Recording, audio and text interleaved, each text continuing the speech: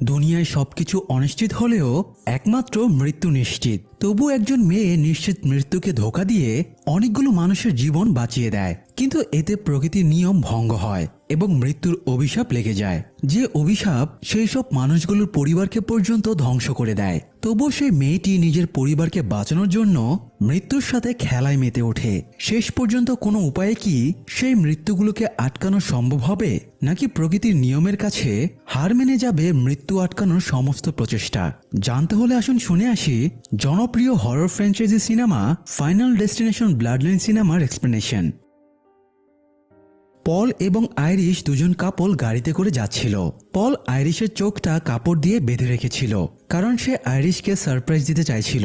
পল এই শহরের সবচেয়ে উঁচু টাওয়ার দ্য স্কাইভিউর সামনে এসে গাড়িটা থামায় এবং গাড়ি থেকে নামার পরে আইরিশের চোখের পট্টিটা খুলে দেয়। চোখ খুলতেই আইরিশ বিস্মিত হয়ে যায়। এই টাওয়ারটার আজকেই উদ্বোধন হয়েছে, আর উদ্বোধন অনুষ্ঠানেই পল তাকে এখানে নিয়ে এসেছে।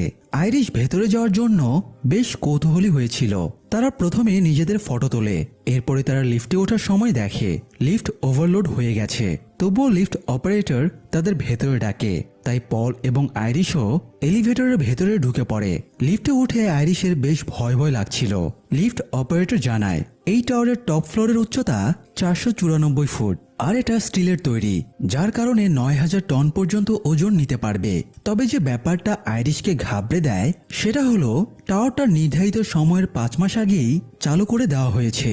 যাই হোক, পল আইরিশকে নিয়ে টাওয়ারের টপ ফ্লোরের রেস্টুরেন্টে যায়। তার এখানে একটা রিজার্ভেশন থাকার কথা, কিন্তু স্টাফ জানায় পলের এখানে কোনো রিজার্ভেশন নেই, যার কারণে তাকে রেস্টুরেন্টে বসার জন্য কোনো টেবিল দেওয়া হবে না। পল স্টাফকে রিকোয়েস্ট করে কোনোভাবে একটা টেবিল ম্যানেজ করে দেওয়া যায় কিনা, কিন্তু স্টাফ জানায় সবগুলো টেবিলই বুক হয়ে গেছে।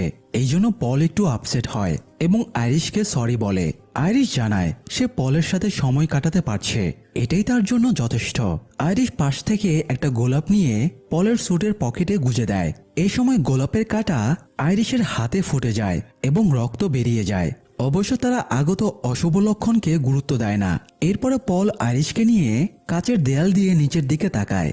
এত উঁচু থেকে নিচে তাকিয়ে আইরিশের মোশন সিকনেস হয়, তার গা গুলিয়ে ওঠে, তাই বমি করার জন্য ওয়াশরুমের দিকে ছুটে যায়। তবে সে ওয়াশরুম পর্যন্ত যেতে পারে না, ডাস্টবিনের কাছে গিয়ে থেমে যায়। এ সময় আইরিশকে একটা মেয়ে খেয়াল করে এগিয়ে আসে।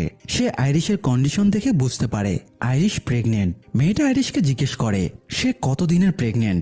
আইরিশ জানায় সে শিওর না, তবে 2-1 মাস হয়তো হবে, যদিও সে পলকে এখনো এই ব্যাপারে কিছুই জানায়নি।